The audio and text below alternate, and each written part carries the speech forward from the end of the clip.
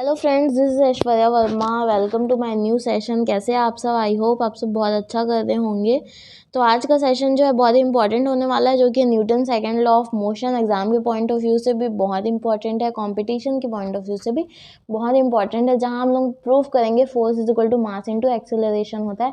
जब मैं आप लोगों को फोर्स का डेफिनेशन बताई थी तो ये नहीं बताई थी कि force is equal to mass into acceleration होता है। ठीक है, तो ये आप लोग वहाँ पे नोट्स में लिख लीजिए अपना, या फिर आज के सेशन में आप लोगों को क्लियर हो जाएगा। ठीक है, तो प्रीवियस सेशन में हम लोग क्या देखे थे? कॉन्करेंट फोर्स देखे थे, लामीज थ्योरम देखे थे, और मोमेंटम के ऊपर हम लोगों ने डिस्कस किया था, जो कि इंपॉर्टेंट था। आप लोगों ने प्रीवियस वीडियो नहीं देखी होगी तो मेक श्योर कि देख लीजिएगा। मैं यहाँ पे डिस्क्रिप्शन बॉक्स पे आप लोगों को लिंक शेयर कर दूंगी। ठीक है, तो आज का सेशन फिर स्टार्ट करते हैं without wasting any more time. Newton second law of motion देखिए। Newton second law of motion में क्या होता है? जो rate of change of momentum है किसी बॉडी का, वो डायरेक्टली प्रोपोर्शनल होता है force acting on it and takes place in the direction of the applied force. ठीक है, मोमेंटम का यहाँ से एक और आप लोगों को डेफिनेशन मिल जाएगा। The rate of change of momentum of a body, जो मोमेंटम है किसी बॉडी की, वो क्या होती है? Directly proportional to the force acting on it and takes place in the direction of the applied force, और अप्लाइड फोर्स के डायरेक्शन में ही लगता है। तो देखिए यहाँ से लेते हैं, let a body of mass m is moving with an initial velocity u।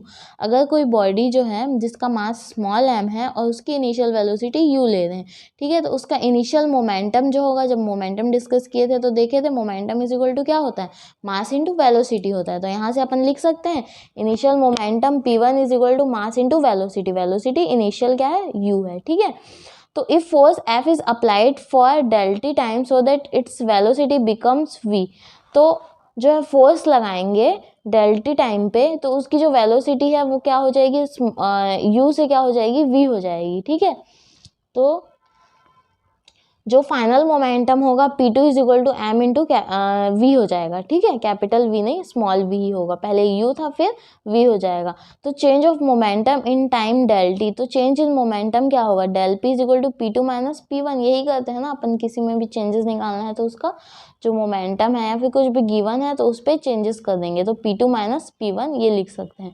फिर del p is equal to mv minus mvu ये लिख सकते हैं। P2 और P1 की वैल्यू यहाँ पे पुट कर दिए, तो यहाँ जो m है वो तो कॉमन है, तो कॉमन निकल जाएगा, तो v माइनस u ये लिख सकते हैं। तो यहाँ से क्या होगा? डेल v ये लिख सकते हैं ना, मतलब कि चेंज इन जो वेलोसिटीज पे चेंजेस हो रहा है, final velocity minus initial velocity, तो इसको भी क्या बोलते हैं? Change in velocity. Del represent करता है चेंज पे, तो डेल वी ऐसा लिख सकते हैं, where del V is the change in velocity, जहाँ पे डेल वी क्या है? चेंज इन वेलोसिटी है। ये आप लोग स्टार्टिंग से अगर वीडियो जो है सेशन देख रहे होंगे तो आप लोगों को समझ में आएगा, इसलिए मैं हर एक टर्म को यहाँ पे आप लोगों को नहीं समझा रही हूँ, क्योंकि पहले मैंने सब कुछ अच्छे से क्लियर कर दिया है। ठीक है, तो मेक श्योर कि प्रीवियस वीडियो आप लोग पहले देखें, उसके बाद फिर कंटिन्यू करिए। ठीक है, but rate of change of velocity is acceleration. लेकिन फिर अगेन एक्सेलरेशन क्या होता है? Rate of change of velocity क्या होता है? एक्सेलरेशन होता है। तो acceleration is equal to del V upon del T क्या होता है? एक्सेलरेशन होता है। ठीक है, और rate of change of momentum क्या होता है? Del P upon del T को ऐसा लिख सकते हैं, देखिए rate of change of momentum जो होता है del P upon del T is equal to M into del V, mass into velocity क्या होता है? मोमेंटम होता है। तो M into del V upon del T मतलब rate of change of velocity upon time, ये जो होता है ये होता है एक्सेलरेशन होता है। ठीक है, now by the Newton second law, Newton के सेकंड लॉ में अपन क्या पढ़े हैं? Force is directly proportional to rate of change of momentum, ये होता है। ठीक है, सेकंड लॉ से, न्यूटन के सेकंड लॉ से ये होता है, force is directly proportional to rate of change of momentum. Therefore force is directly proportional to rate of change of momentum, मतलब कि मोमेंटम पे चेंजेस, मतलब कि del P upon del T लिख सकते हैं, जहाँ पे भी चेंज आएगा वहाँ पे डेल आ जाएगा। ठीक है, तो del P upon del T, तो force is directly proportional to M into A. Del P upon del T को यहाँ से एम इंटू ए लिख सकते हैं, तो यहाँ से वही लिख दिया एम इंटू ए। तो ये जो प्रोपोर्शनैलिटी कांस्टेंट हटाएंगे तो एक कांस्टेंट आ जाता है, इस प्रोपोर्शनैलिटी साइन को हटाएंगे तो एक कांस्टेंट आ जाएगा, तो यहाँ पे के जो है वो है कांस्टेंट है। तो force is equal to K into M into A for only magnitude, और सिर्फ अगर मैग्नीट्यूड लेंगे तो वेक्टर साइन हट जाएगा। वेक्टर साइन उसी के ऊपर आ रहा है जो एक वेक्टर क्वांटिटी है। ठीक है, स्केलर क्वांटिटी और वेक्टर क्वांटिटी भी मैं पहले डिस्कस कर चुकी हूँ।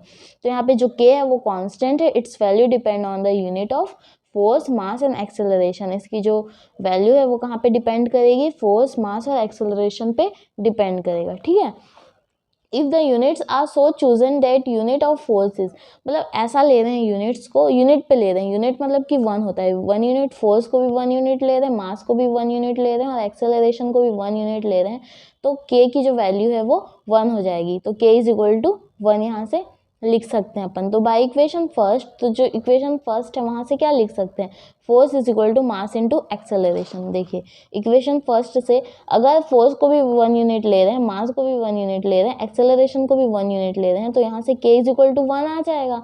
तो यहाँ से इस इक्वेशन से force is equal to mass into acceleration ये लिख सकते हैं ना, तो यही लिखे हैं। By equation first we get force is equal to mass into acceleration, ये इक्वेशन थर्ड। तो force is equal to mass into acceleration होता है, जो अगेन बहुत ही इंपॉर्टेंट ये कंक्लूजन है। Force is equal to mass into acceleration होता ही है, तो यहाँ से इसका फोर्स का यूनिट निकल जाएगा। और ये याद रखना है, force is equal to mass into acceleration होता है। तो unit of force is Newton. Unit of force मैंने पहले भी बताया है कि क्या होता है, न्यूटन होता है, ठीक है। Relation between Newton and dyne, अब यहाँ पे न्यूटन और डाइन के बीच जो है कुछ रिलेशन है वो अपन देखते हैं। देखिए force is equal to mass into acceleration होता है, तो यहाँ पे force is equal to 1 Newton लिख सकते हैं, क्योंकि न्यूटन जो है फोर्स का क्या है, यूनिट है। और मास का क्या होता है, 1 kg होता है, किलोग्राम, और एक्सेलरेशन का मीटर पर सेकेंड स्क्वायर, तो सबको यूनिट पे लिए हैं, ठीक है। 1 अपन जनरली यूनिट पे ही मेजर करते हैं कुछ भी चीज़, ठीक है। तो इसलिए आप लोग ये मत होइएगा, डाउट मत रखिएगा कि 1 क्यों लिए, क्योंकि यूनिट पे ही कैलकुलेट करते हैं, ठीक है। तो 1 N मतलब 1 Newton is equal to 100 gram होता है, 1 kilogram is equal to 100 gram होता है।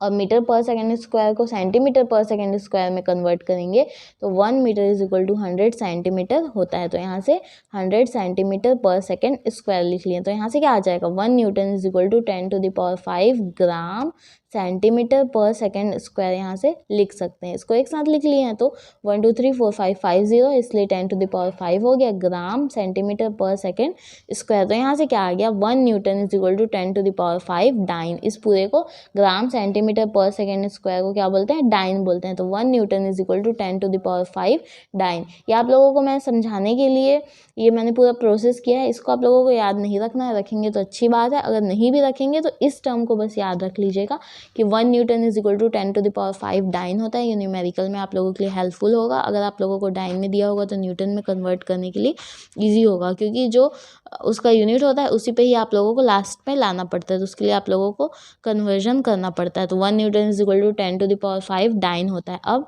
जो है डायमेंशनल फॉर्मूला क्या है फोर्स का, तो force is equal to mass into acceleration होता है। तो मास का क्या होगा, m होगा, और एक्सेलरेशन का LT माइनस 2 होता है। तो MLT माइनस 2 जो है फोर्स का डायमेंशनल फॉर्मूला हो जाएगा, ठीक है।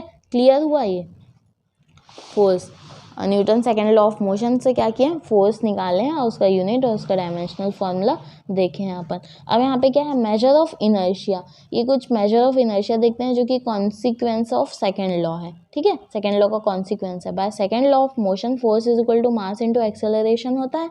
तो acceleration is equal to force upon M लिख सकते हैं, यहाँ पे फोर्स अपॉन एम इससे ऐसा लिख सकते हैं, ठीक है। तो इफ फोर्स इज कांस्टेंट, अगर फोर्स को सपोज कर लिए कांस्टेंट है तो acceleration is inversely proportional to mass.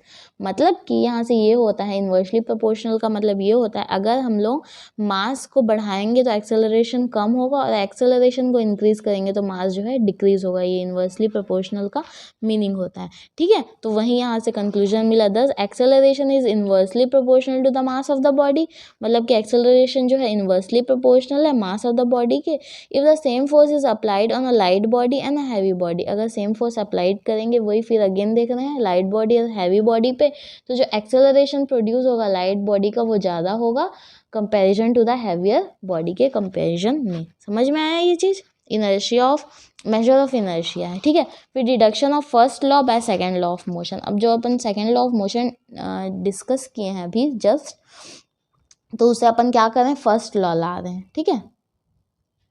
Second law से क्या कर रहे हैं अपन, फर्स्ट लॉ ला रहे हैं। देखो by second law of motion से अपन को क्या पता चला, force is equal to mass into acceleration होता है, और एक्सेलरेशन को क्या लिख सकते हैं, del V upon del T लिख सकते हैं, rate of change of velocity with respect to time. Acceleration इतना होता है, ठीक है। फिर एक्सटर्नल फोर्स अगर जीरो है और डेल वी भी जीरो है, रेट ऑफ चेंज ऑफ क्या है, वेलोसिटी क्या है, जीरो है, ठीक है। एक मिनट, तो यहाँ से क्या होगा, Hence, the velocity will not change until and unless some external force is applied. Therefore, if a body is in motion, it will continue in motion, or if it is rest, it will be at rest. Second law से अपन क्या second law में अपन क्या देखे थे,